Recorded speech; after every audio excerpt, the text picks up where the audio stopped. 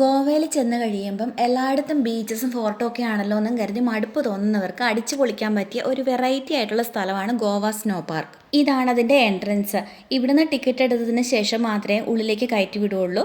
പിന്നെ 3 ഫീറ്റിൽ കൂടുതൽ പൊക്കമുള്ള കുട്ടികളടക്കം എല്ലാവർക്കും ടിക്കറ്റ് എടുക്കണം. ഞങ്ങൾ ചെന്ന സമയത്ത് ഒരാൾക്ക് 500 രൂപ വെച്ചായിരുന്നു ടിക്കറ്റിൻ്റെ റേറ്റ്. ഇവിടുത്തെ റൂൾസ് ആൻഡ് റെഗുലേഷൻസ് ഒക്കെ ഇവിടെ പ്രിൻറ്റ് ചെയ്ത് വെച്ചിട്ടുണ്ട് കേട്ടോ.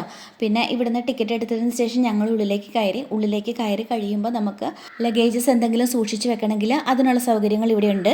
പിന്നെ ഇവിടുന്ന് നമുക്ക് തണുപ്പിന് ആവശ്യമായിട്ടുള്ള ജാക്കറ്റ്, സോക്സ്, ഷൂവ്, ഗ്ലൗസ്, തൊപ്പി ഇതെല്ലാം കിട്ടും. ഇതെല്ലാം ഇട്ടതിന് ശേഷം മാത്രമാണ് ഉള്ളിലേക്ക് കയറുന്നത്.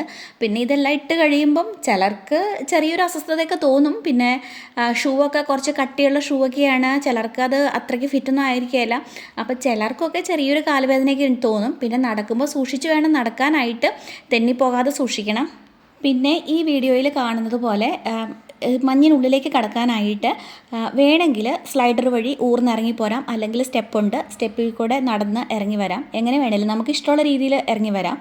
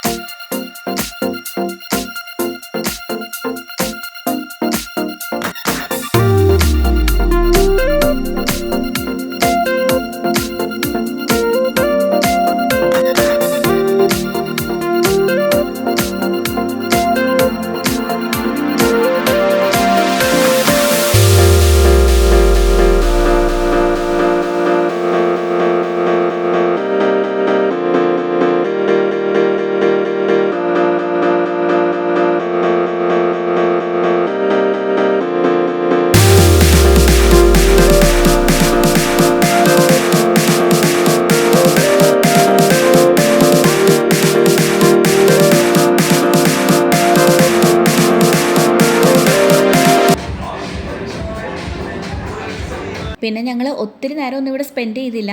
പിള്ളേരൊക്കെ തണുത്ത് വിറയ്ക്കാൻ തുടങ്ങിയതുകൊണ്ട് പെട്ടെന്ന് തന്നെ അതായത് ഒരു അരമണിക്കൂറോളം ഒക്കെ സ്പെൻഡ് ചെയ്തിട്ട് ഞങ്ങൾ ഇറങ്ങുകയാണ് ചെയ്തത്. മോനാണെങ്കിൽ കാർട്ടൂണൊക്കെ കണ്ടുകൊണ്ടിരിക്കുമ്പോൾ ചോദിക്കാറുണ്ടായിരുന്നു, അതിൽ സ്നോയൊക്കെ കണ്ടു കഴിയുമ്പോൾ ചോദിക്കാറുണ്ട്, നമ്മൾ എന്താ സ്നോയിൽ പോവാത്ത, മഞ്ഞ് വാരി കളിക്കാത്ത എന്താ എന്നൊക്കെ ചോദിക്കാറുണ്ടായിരുന്നു. അപ്പോൾ ഈ സ്നോയിലേക്ക് വന്നു കഴിഞ്ഞപ്പോഴേക്കും അവന് ഭയങ്കര സന്തോഷം. ഞാനും സ്നോയിലേക്ക് വന്നല്ലോ, ഇവിടെ സ്നോമാനുണ്ട്, കളിക്കാം, മഞ്ഞ് വാരി എറിയാം എന്നൊക്കെ പറഞ്ഞു. പക്ഷേ ഇവിടെ വന്ന് കുറച്ച് തണുപ്പടിച്ച് കഴിഞ്ഞപ്പോഴേക്കും പറഞ്ഞു നമുക്ക് പോകാം, മതി കളിച്ചതെന്ന്. എന്തായാലും നല്ലൊരു എക്സ്പീരിയൻസ് ആയിരുന്നു. പിന്നെ പുറത്തിറങ്ങി കഴിയുമ്പം നമുക്ക് കിട്ടിയ ജാക്കറ്റ്, ഷൂവ്, സോക്സ്, ഗ്ലൗസ്, തൊപ്പി ഇതെല്ലാം തിരിച്ചു കൊടുത്തിട്ട് കാല് ചൂടുവെള്ളത്തിൽ കഴുകാനും കൈ ചൂടാക്കാനും ഒക്കെയുള്ള സൗകര്യങ്ങളുണ്ട് കേട്ടോ.